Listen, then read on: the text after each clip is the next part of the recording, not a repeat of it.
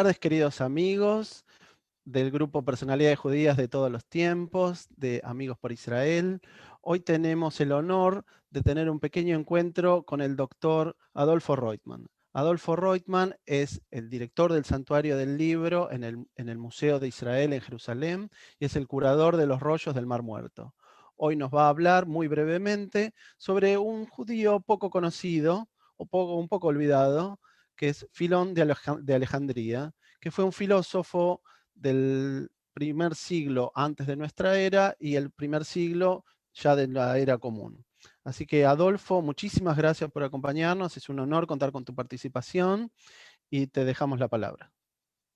Gracias, Raúl.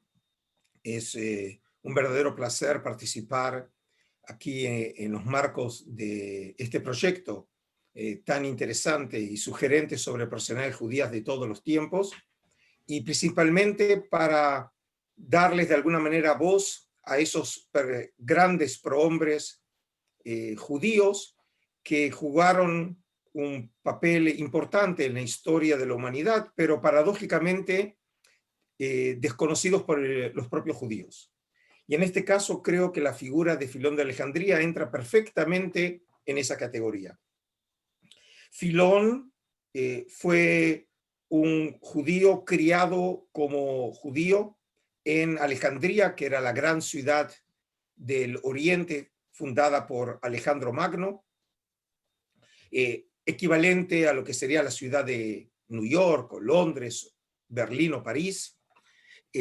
Uno de los grandes intelectuales del mundo antiguo, que paradójicamente realmente es prácticamente desconocido en el mundo judío. Una prueba de ello es que todos los escritos de Filón de Alejandría son escritos preservados en manuscritos cristianos. Hasta tal punto la importancia de Filón de Alejandría entre los cristianos, que sabemos, por ejemplo, que algunos padres de la iglesia lo llamaban el obispo. Y la importancia de Filón de Alejandría se debe a que Filón, en sus escritos, trató de crear un puente entre la civilización griega y la civilización judía. Y eso lo hizo por medio de la filosofía. Filón de Alejandría no fue el primer filósofo judío de la antigüedad, conocemos filósofos que lo precedieron, pero sin duda fue el que logró la mayor fama en el mundo antiguo.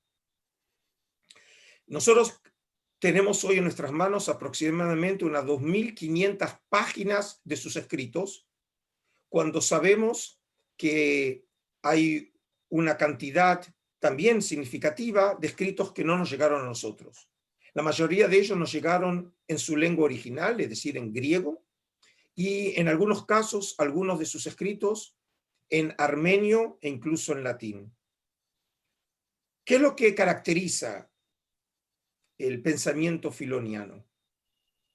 Filón, por un lado, trató temas filosóficos propios de su época, fundamentalmente siguiendo la línea platónica.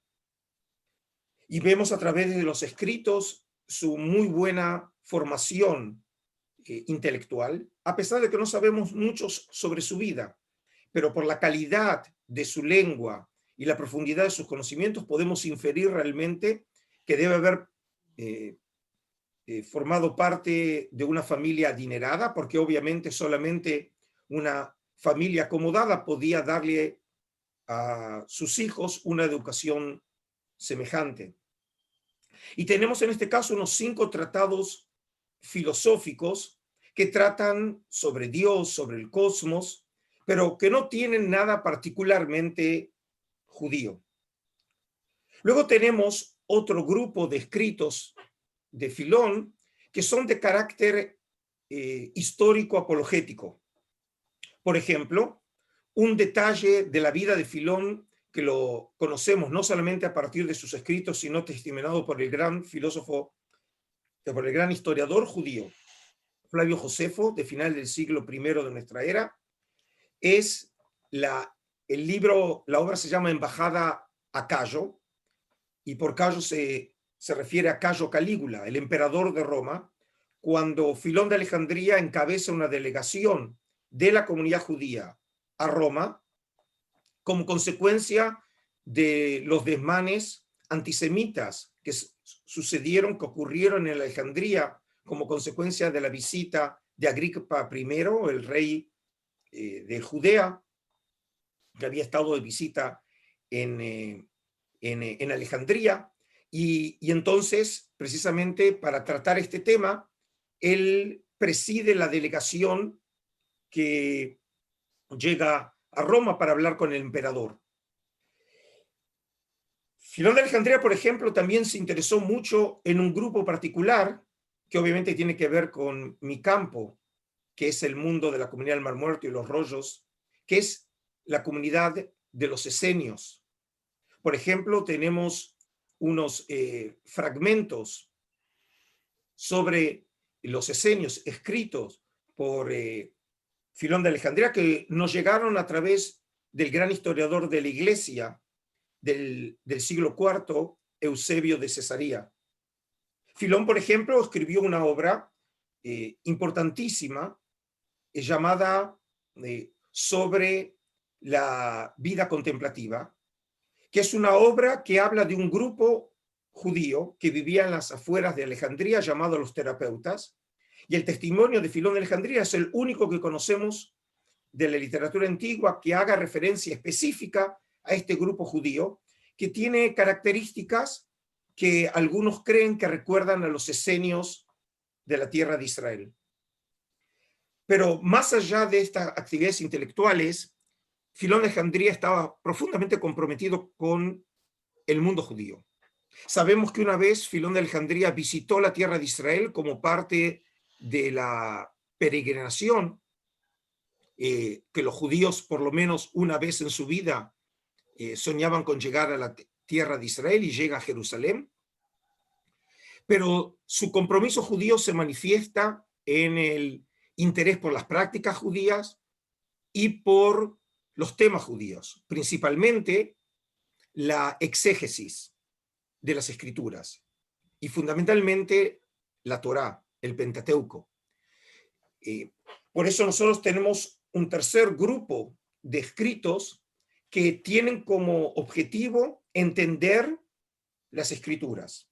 Y en este caso, también aquí tenemos distintos tipos de escritos. En algunos casos son comentarios del libro de Génesis y de Éxodo que nos llegaron precisamente solamente por medio de la traducción al armenio, en donde él comenta versículo tras versículo de estos textos, lo que revela que probablemente el contexto donde esos comentarios fueron realizados pueden haber sido la sinagoga, o como se lo llama también proseuge, es decir, el lugar de oración, que probablemente como parte del estudio de los textos sagrados, esos comentarios realmente se llevaron a cabo. Luego tenemos otro grupo de escritos muy voluminosos, en donde explicita temas como puede ser desde los 10 mandamientos hasta el sentido de las leyes judías, o por ejemplo, la figura de Abraham. Y en este caso, lo que caracteriza la interpretación filónica es la técnica del alegorismo. Es decir, cuando afirmaba Filón que los textos tienen por un lado un sentido literal, pero obviamente, presumiendo que esos escritos eran escritos divinos, esos escritos también tenían un mensaje oculto, pero ese era el mensaje verdadero que se escondía detrás de estos textos. Y luego tenemos escritos en donde esta alegoría realmente llega a niveles muy profundos, como por ejemplo hacer una relectura de las historias del patriarca Abraham, entendiendo que realmente de lo que se habla no solamente la historia de un personaje histórico, por lo menos desde la perspectiva de los judíos antiguos, sino que realmente lo que describe en verdad es el viaje del alma. y de qué manera el alma puede acercarse a Dios. Es decir, que de alguna manera podemos decir que Filón lee los textos como otro gran judío, en este caso mucho más conocido, Freud, leía, por ejemplo, los sueños, entendiendo que los sueños no es lo que simplemente lo que uno recuerda de la historia, sino realmente el profundo sentido, ¿sí?, que se oculta detrás de esa narrativa. Pero como dije, la paradoja es que este gran judío, que lo que trató es de recrear la cultura judía, los textos judíos, la civilización judía, en función de la civilización y cultura griega, tratando precisamente de encontrar en el judaísmo esos mensajes que también él los conocía y su público los conocía del mundo griego, y de esta manera también revalorar lo judío a los ojos, no solamente de los judíos, sino también de los no judíos, que podían descubrir cuánta sabiduría había en los textos judíos. Pero la paradoja es que la memoria de Filón de Alejandría se perdió en la civilización judía. Por primera vez nosotros volvemos a oír sobre Filón en el siglo XVI, en los escritos de Azaria de Rossi, un judío italiano, en su obra Meor Einaim, y hasta hoy en día, de manera paradójica, las obras de Filón todavía no han merecido una traducción total de su obra al hebreo. Hoy hay un proyecto muy importante de la Academia Nacional de Ciencias de Israel que tiene como propósito traducir la obra de Filón de Alejandría al hebreo, pero a diferencia, por ejemplo, que sucede con Filón en la gran parte de las lenguas modernas, en donde podemos encontrar la obra filoniana traducida al francés, al alemán, al inglés e incluso al español, todavía aquí en Israel los israelíes no pueden leer en hebreo la obra de Filón. Y por eso creo que justamente esta figura tan importante en la historia de Occidente, hasta tal punto que el gran estudioso de Filón de Harvard, Harry Wolfson, dijo que Filón fue, entre comillas, el primer filósofo cristiano, es mucho más conocido en la civilización cristiana que en la civilización judía. Bueno, Adolfo, muchísimas gracias. La verdad es que uno de los objetivos de este grupo es justamente sacar a la luz a grandes personalidades de la historia del pueblo judío que hicieron un enorme, enorme aporte a la humanidad y que por algún motivo los olvidamos. Hoy nos tocó conocer a este gran filósofo, Filón de Alejandría, e invitamos a todos quienes están mirando este video a que se interesen, que se informen y busquen más bibliografía e información sobre este gran filósofo. Y los invitamos, cuando se pueda, a visitar el Museo de Israel en Jerusalén, el Santuario del Libro, para conocer a los famosos rollos del Mar Muerto hallados en Qumran y a su excepcional director que hoy nos acompaña, el doctor Adolfo Reutemann. Adolfo, ha sido un honor contar con tu participación y muchas gracias. Gracias a vos, Raúl, y realmente felicitaciones por este proyecto tan encomiable. Muchas gracias por acompañarnos.